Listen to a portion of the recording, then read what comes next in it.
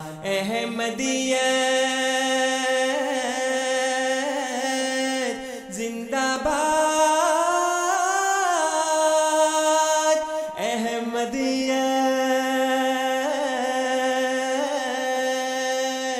زندہ باد، زندہ باد، زندہ باد۔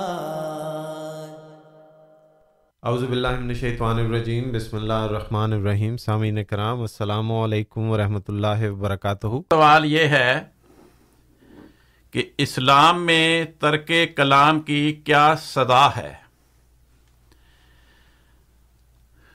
اسلام میں ہر گناہ کی سزا وہ خدا نے دینی ہے، البتہ بعض ایسے جرائم ہیں جن کے نتیجے میں انسانی معاشرے میں فساد پیدا ہوتا ہے، تو انسانی معاشرے میں فساد پیدا کرنے والے جرائم کی اسلام نے حکومت کو سزا دینے کا اختیار دیا ہے۔ اس کے سوا جتنے بھی جرائم ہیں یا گناہ ہیں، ان کی سزا کے لیے خدا تعالیٰ نے قیامت کا دن مقرر کیا ہے۔ ترک کلام کئی قسم کا ہو سکتا ہے، مثلاً ایک ایسا انسان جو بد زبانی کرتا ہے، ہر وقت فحش گوئی کرتا ہے، تو انسان اس کی بد کلامی اور فحش گوئی کے اثر سے بچنے کے لیے اگر اس سے ملنا جلنا چھوڑ دے، اس سے ترک کلام کرے، تو یہ کوئی گناہ نہیں، کیونکہ اس نے اپنے اس عمل کے ذریعے اپنے آپ کو بدیوں سے بچانے کا انتظام کیا ہے۔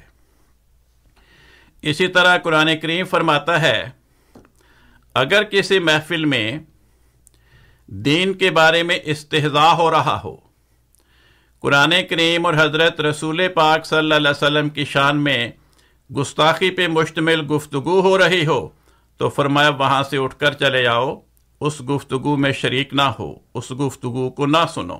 تو یہ ایک نیکی کا کام ہے، کیونکہ اگر ایک انسان ایسی محفل میں بیٹھا رہے جہاں دین کے خلاف استہزاء ہو، اسلام کے خلاف رسول پاک صلی اللہ علیہ وسلم کی شان میں گستاخی بھری گفتگو ہو رہی ہو، اور وہ بیٹھ کر وہاں سنتا رہے، تو یہ اس کے دل میں بے غیرتی پیدا کرے گا۔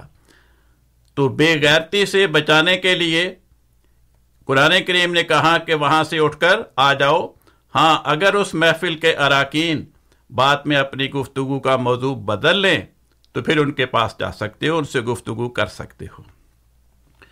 لیکن اگر کوئی انسان محض کسی کو حقیر جان کر اس سے گفتگو کرنا بند کر دے، یا اس کو نقصان پہنچانے کے لیے اس سے گفتگو کرنا بند کر دے، تو پھر اللہ تعالیٰ کی نگاہ میں وہ مجرم ہے۔ اللہ تعالیٰ اس کو کیا سزا دیتا ہے، یہ ہمارے اختیار میں نہیں ہے کہ ہم فیصلہ کریں کہ اس کو وہ یہ سزا دے گا اور وہ سزا دے گا۔ تو اسلام کی نگاہوں میں کوئی بھی جرم یا کوئی بھی نیکی اس کی تعداد کا تصور نہیں پایا جاتا، اس کے وزن کا تصور پایا جاتا ہے کہ کسی انسان نے کس حالت میں کیا نیکی انجام دی اور کس انسان نے کس حالت میں کون سی بدی کا ارتکاب کیا۔ وہ ان حالات کی تبدیلی سے نیکی یا بدی کا وزن یا کم ہو جائے گا یا بڑھ جائے گا۔